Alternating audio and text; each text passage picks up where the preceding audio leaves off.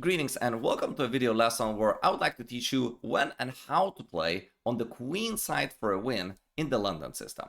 This is something you will be able to use with both colors, white and black, and the typical indicator of that are going to be those typical scenarios where the queens are looking at each other from b3 and b6. So first of all, conceptually, I would like to teach you when it's probable that c5 is a good move. And the key here square to look at is e5. If you have undisputed control over e5, c5 with the bishop outside the pawn chain is most of the time a very good move. The way black is creating counterplay in these positions where you play c5 is by achieving e5. So in other openings where black, for example, had the bishop on d6, maybe your bishop was on c1, and they had the knight on d7, after c5, if they could go back with the bishop and later prepare this pawn break e5, that's how they're going to be punishing your move, if at all.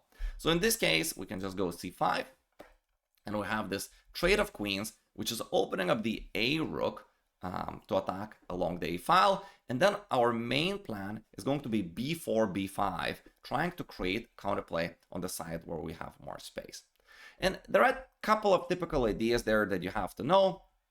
I would say one main one is that you can achieve b5 even if he plays a6 because of the pin along the a file, because otherwise b5 wouldn't be a plan.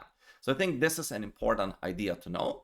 And second of all, quite often you might be threatening this idea of taking on c6 and playing bishop a6, then following it up with bishop b7. Remember that in these positions where you're opening up the b file, you prevent rook b8 because of your bishop looking at that square. So if you play, for example, take c6 and bishop a6, bishop b7, they can never play rook b8. And that's massive for white. Even in positions where, let's say they play pawn to a6, and we have this position, b2 is a weak pawn theoretically, and so is a6. But the difference is that they cannot use the rooks to attack your weak pawn because of your bishop. Well, you are going to be able to target their weak pawn on the a file with the rooks, and therefore it's much weaker. So these are the main go-to ideas under these circumstances. I think this is like a model instructive game. Let's take a look at two more examples. This one is going to be with the black color. We'll have quite similar play, but with few differences that are very important. So the opening moves I'm just showing to you, but I'm not trying to delve into too much theory over here. We have knight b3 by white. So in this position, we have the bishop outside of the pawn chain. We get c4 with the tempo, so that's a plus. And we have undisputed control over e4. So then we know that c4, or like c5, corresponding in the previous game, is most of the time a good move. Knight to d2. So white, we expect him to break our structure with b3. And we often are going to prevent that with moves like b5 and secure our spatial advantage on the queen side. Black plays h6, my game, so it's easy to comment. I want to maintain the light square bishop on this diagonal, and you already know why. Very often, if the b file gets open, even after something like b3, b5, take, they're unable to use the rook on that open file created thanks to my bishop. So I have b3, b5, and after a4, we have a very, very common idea that you absolutely must know because it's going to win you a lot of games. b4. It's a lot of mess, perhaps, but all the lines work for black typically. If they're taking here on c4, we're going to take on c3, and they're in trouble. So, for example, knight b1, we have c2 fork. And like in the game, they took on b4, then we push the c pawn. And in the game, what happened was they played knight to b1, and again, I achieved c2. Really difficult position already. It's unclear how to continue this with white perfectly. According to the engine, black is already winning, and it seems quite early.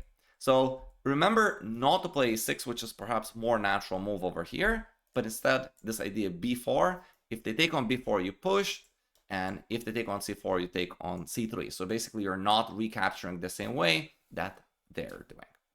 And third, model game that is going to be very important for advanced viewers of this game. We have queens looking at each other again. we play c5. We have likely undisputed control over e5 again. a6, b4, and one typical move that black has is rook to c8. What's the idea behind it? Well, they want to unpin so that now white wouldn't be able to play b5. So that is a very important difference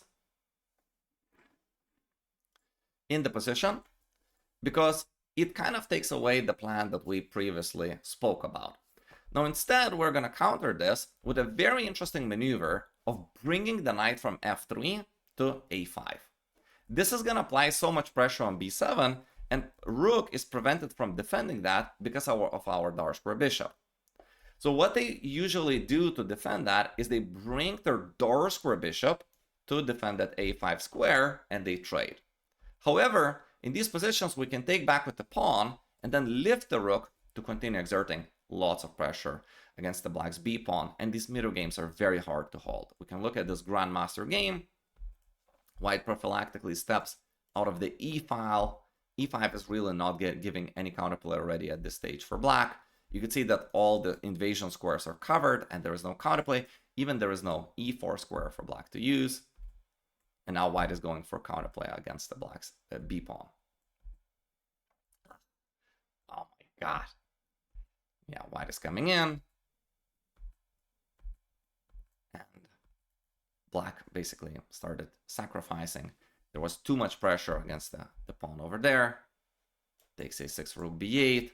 And already tactics are working in the white's favor. Black resigns and white is winning the game. So I hope you enjoyed this lesson on the queenside play in the famous London system. If you did, you can consider hiring me as your best personal online chess coach. My contacts are on the screen. Thank you very much for watching, and I hope to see you in the next lesson. Bye-bye.